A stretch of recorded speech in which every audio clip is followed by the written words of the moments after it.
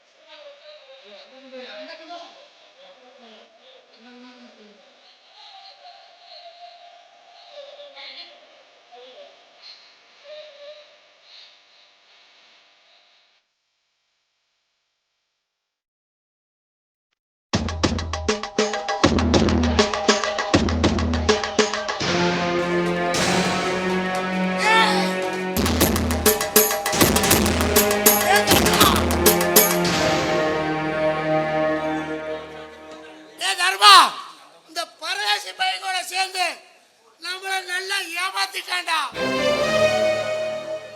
இவன் இனிமே எனக்கு புள்ளையே இல்லடா. தர்மா தர்மா ருத்ரா ருத்ரா, என்ன நம்பி உன்னை கொடுத்த இந்த கிழவனால உன்னை காப்பாற்ற முடியலமா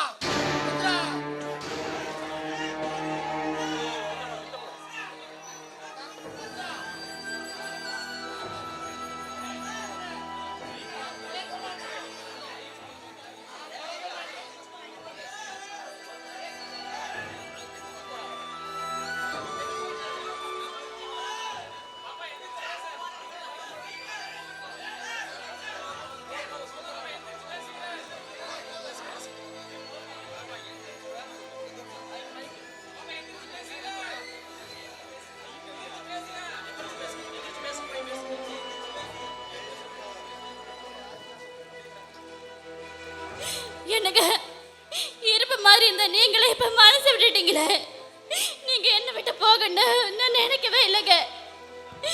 உங்க சாவுக்கு காரணமானவங்களும் என் விதவைக்கு காரணமானவங்களையும் நான் சும்மா விட மாட்டேன். இது உங்க மேல சத்தியம். ஏ சுந்தர், போதுண்டா போதும், உன் நடிப்பெல்லாம் போதும்.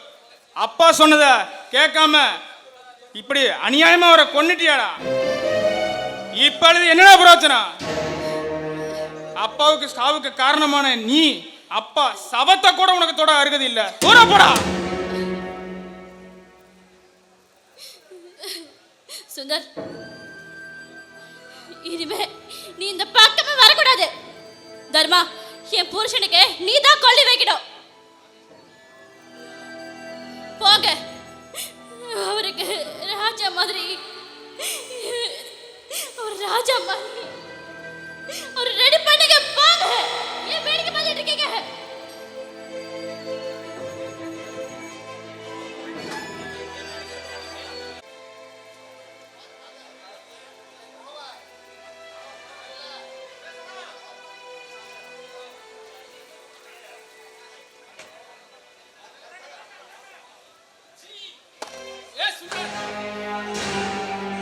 உன்னை யாரா அப்படி பண்ண சொன்னது?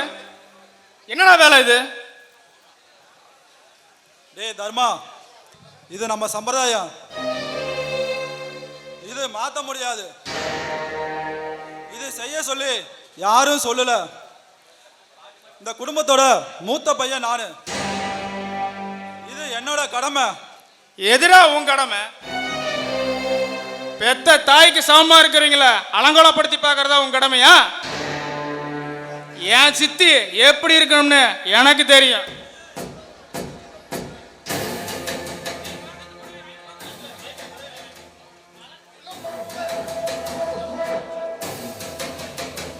சித்தி, இந்தாங்க இந்த பட்டு புடவை கட்டிக்கிட்டு நீங்க ராணி மாதிரி இருக்கணும். அவன் சொல்ற மாதிரி நீங்க இந்த வெள்ளை புடவை கட்டிக்கிட்டா எங்க அப்பாவோட ஞாபகம் தான் உங்களுக்கு வரும். நீங்க ராணி மாதிரி இருக்கணும்னா இந்த பட்டு புடவை தான் கட்டிக்கணும். டேய் தர்மா, நான் சொல்றத கேளு. வீடு தருமா, அவன் என்னை அழ வச்சு பார்க்கணும் தானே ஆசைப்பட்டான். அது அவனுக்கு இப்ப கிடைச்சிருச்சு. அந்த சூழ்நிலையை அவன் விடுவானா?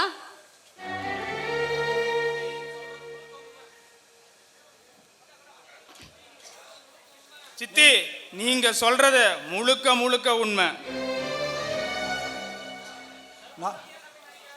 தர்மா, நான் அப்படி நினைக்கல.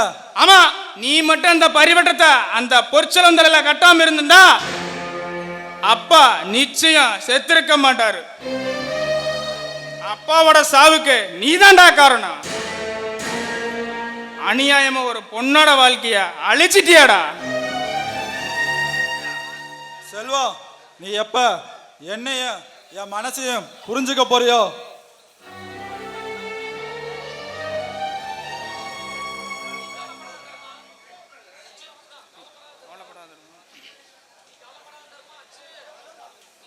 இங்க பாரு தர்மா, நீ கவலைப்படாத. இனிமே எதுவா இருந்தாலும் பார்த்துக்கலாம்.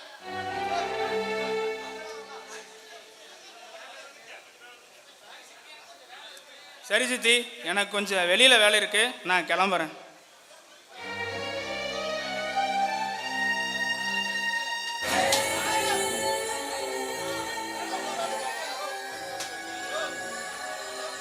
டே சுந்தர், முதல்ல ஏன் காதலுக்கு மறுத்த? இப்போ என் புருஷன் சாவுக்கு நீ காரணமாய் என் வெறுப்பை அதிகமாக்கிட்ட.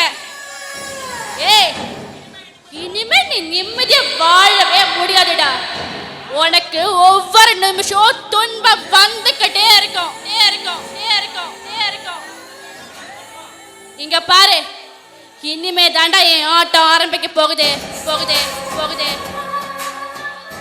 ஏன்டா இந்த துருதாவை பகச்சுக்கிட்டோன்னு நீ ஒவ்வொரு நிமிஷம் அழுது சாம தாண்டா போற. அது நான் பார்க்க தான் போறேன்.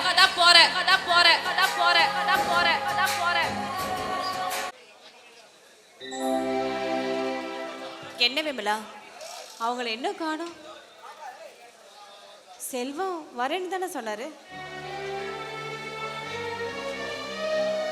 எங்க போயிருப்பாங்க?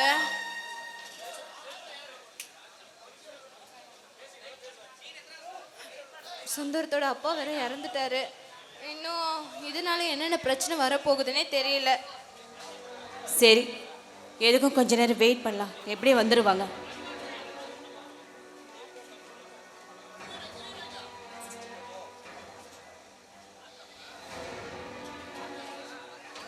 விமலா, என்னமோ முக்கியமான விஷயம் பேசணும்னு வர சொல்லிட்டு எங்கேயோ பார்த்துக்கிட்டு இருந்தா என்ன அர்த்தம்? செல்வம், முக்கியமான விஷயம்லாம் ஒன்றும் இல்லை. ஆமாம், சுந்தர் எங்கே போனாரு? அவங்க அப்பா வேற இறந்துட்டாரு. அவரோட நிலைமை என்னன்னே தெரியல. உங்கள் கூட தானே வருவார். இன்னைக்கு என்ன தனியாக வந்திருக்கீங்க? பெத்த அப்பனை கொண்டுட்டான்னு இந்த ஊரே சுந்தர பார்த்து கேட்குற மாதிரி ஆயிருச்சேன்னு நினைச்சா. ஊரே பார்த்துட்டு தானே இருந்தது. அவங்க அப்பாவுக்கு ஆயுசு முடிஞ்சது. அதுக்கு சுந்தர் என்ன பண்ண முடியும்?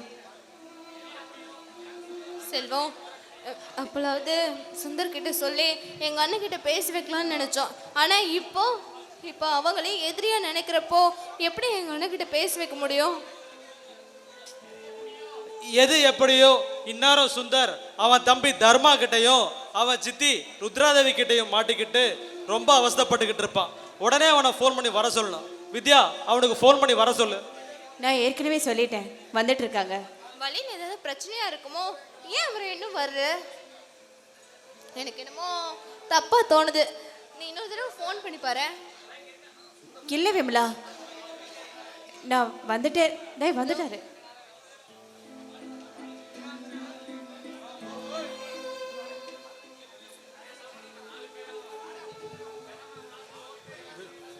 விடுடா, எங்க அப்பாவோட விதி முடிஞ்சிருச்சு. அதுக்கு நாம என்ன பண்ண முடியும்? இந்த தர்மாவும் எங்க சித்தி ருத்ராதேவியோட சேர்ந்துட்டு எங்க அப்பா சாவுக்கு நான் தான் காரணம்னு என் மேல கோபத்துல இருக்காங்க. அதை நினைச்சாத என் மனசு வலிக்குது. கவலைப்படாதீங்க சுந்தர், உங்களுக்கு இனிமே நாங்க இருக்கோம். ஆனா அந்த ருத்ராதேவி எங்க அண்ணனுக்கிட்ட சொல்லி நம்ம காதலை பிரிக்கிறதுக்கு முயற்சி பண்ணுவா. அதுக்கு முன்னாடியே நாம 4 பேருமே எங்க அண்ணனை சந்திக்கிறது நல்லது. வித்யா, உளராத. நான் இப்ப இந்த ஊருக்கு தலைவன். ஒரு ஊர் தலைவர் செய்யற காரியமா அது? சுந்தர், நம்ம நாளைக்கு தர்மாவை போய் பார்த்து பேசுவோம். செல்வம், எங்க அண்ணன் கிட்ட நீங்க தான் பேசணும். பாண்டியனுக்கு என்ன ஆரம்பத்திலிருந்தே பிடிக்காது. இப்ப வேற அவன் ஃப்ரெண்டு தர்மாவுக்கு நான் எதிரி ஆயிட்டேன். பேசாம நம்ம 4 பேர் சேர்ந்து எங்கேயாவது போயிடலாமான்னு கூட தோணுது. டேய், நீ யாருக்கும் எதிரி இல்லை. நீ இந்த ஊர் தலைவர். உனக்கு அவன் தங்கச்சிய கண்டிப்பா கொடுப்பான். நாளைக்கு நாம எல்லாரும் பாண்டியனை சந்திப்போம். வித்யா, உங்க அண்ணன் கிட்ட சொல்லிடு நாளைக்கு நாங்க வரோன்னு. ஓகே சுந்தர், நான் சொல்லிடுறேன். சரி, போயிட்டு வரோம் செல்வம். பாய். நாங்கள் நாளைக்கு சந்திக்கலாம். டேய் செல்வம், இப்படியே இவங்க பேசிக்கிட்டு கிளம்புறதுக்கு தான் பார்க்குறாங்க. இதை இப்போ என்ன, சாயங்காலம் வரைக்கும் நாங்கள் இங்கே இருக்கணும். இவங்க பண்ணுற எல்லாம் சேட்டையெல்லாம் பார்த்துக்கிட்டு அமைதியாக இருக்கணும், அப்படித்தானே? உங்களுக்கு என்ன தாண்டா வேணும்? ஆ? வித்யா சொல்ற மாதிரி உனக்கும் ஏதாவது அக்கா சுந்தரும் வித்யாவும் எப்படியோ அப்படிதான் இந்த விமலாவும் செல்வமும். சரிக்கா, அப்ப நாங்க கிளம்புறோம். நோ நோ, இப்பவே.